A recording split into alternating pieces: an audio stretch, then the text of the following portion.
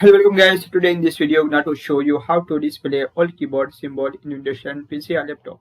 So guys, if you want to display all keyboard symbol in Windows 10 PC or laptop, so very easy. Firstly, click on Start. Now scroll down. Click on this option, Windows Assistance. After click on Chapter Map.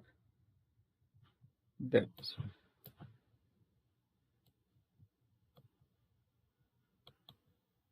there's a list of symbol names.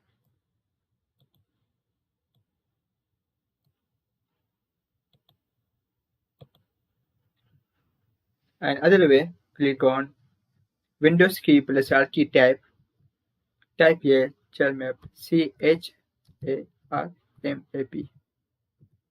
Click on OK.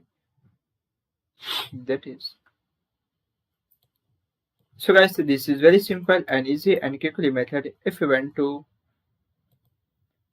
display all keyboard symbol in Windows 10 PC or laptop. Thank you for watching this video. Please like, share and subscribe to my channel for latest update. And please comment this video useful or not. Thank you for watching.